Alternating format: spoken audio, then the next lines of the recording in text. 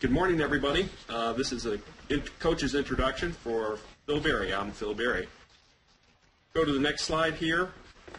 Introduction, I'm going to base really on Toyota's core values. Those at the bottom of the chart on the right there. The spirit of challenge is the first one. Kaizen mind is the second one.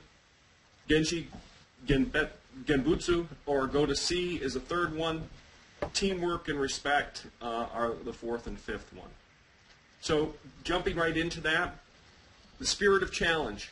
I thought I'd take my career and put it into these categories. Let's start with the spirit of challenge.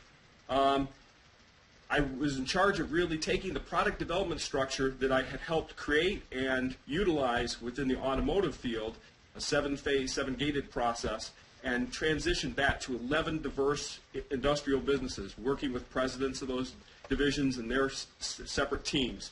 For me, it was a big challenge. I had only worked in the automotive up to that point, and now I was trying to extend the same product development process to businesses like E-Z-GO golf carts, Textron Systems that make spark bombs, to places that make huge gears, and a very diverse amount of businesses. But it worked out very well. It was a great challenge, and it pushed me beyond my limit. It was one where I pushed myself, and the company was pushing me as well.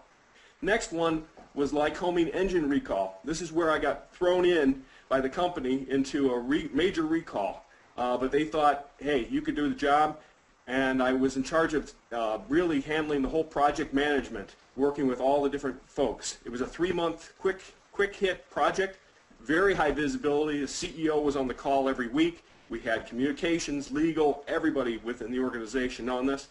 Huge responsibility to get things going. We saved 1 month's time in getting engines up and out, and therefore saved $10 million to the company in that 3-month period. So very high visibility, high focus, a lot of challenge, got a lot out of it. The last one is transition to healthcare insurance industry. Having been in the automotive and industrial businesses, I took my own challenge of jumping into a brand new industry. That was 3 years ago, and I joined Blue Cross Blue Shield and headed up their lean continuous improvement, taking what I learned from automotive and transitioning it to that.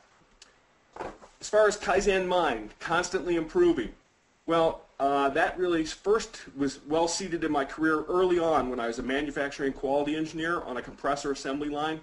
The workers, I had made so many changes on the line and worked with the team to make so many changes that the workers actually expected change. They'd come up to me and ask me, when's the next change? So they were so used to the constantly improving of that line that it became part of the culture there. On another front, I developed a safety Kaizen event, basically taking the Kaizen mentality and brought it to safety. Why not do that? And so we worked at the worst plants that we had, and we were able to improve the total recordables and the lost time recordables significantly in a short period of time by really focusing in and keeping them moving on improving their quality, their safety in their plants.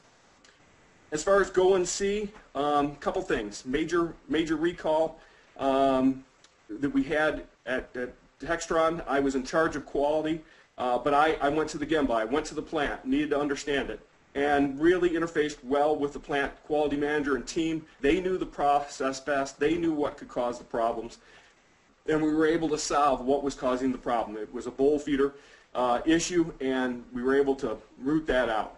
Also instituted root cause problem solving in Germany. We had a plant there, actually many plants in Germany. I had a quality director in Germany, and he was quick to answer questions, but did not necessarily focus in on true root cause problem solving. So I had to mentor him, coach him, walk around with him, go and see at the various plants, and work and solve some of those problems with him.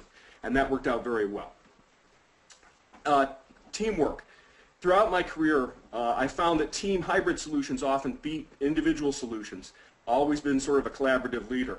One of the real key pieces where I've seen this work was when I did a huge Six Sigma project. Having worked with the 11 businesses on their product development processes, I knew that they were not sharing technology across these businesses or best practices. So I picked that as a project, and we did find an ideal solution for the project. The team came up with, what would ideally happen. We worked on it, we found it, and we were in the process of implementing it. Let me jump to respect. Respect, I guess, starts with the fact that I got degreed both in Bachelor's of Science and Master's of Science in Mechanical Engineering. Many of my colleagues went into product engineering, but I wanted to make a difference in manufacturing, so I headed in that direction. Also, throughout my career, handling difficult customers, making them feel like they're always right, and listening very intently. And investing in Lean Six Sigma employee development. At Blue Cross Blue Shield, there was a push not to really do that. And I said, no, we need to have training, we need to improve. So that's pretty well it for me. I've left one more slide with a summary of my background, which you can look at your leisure. Thank you.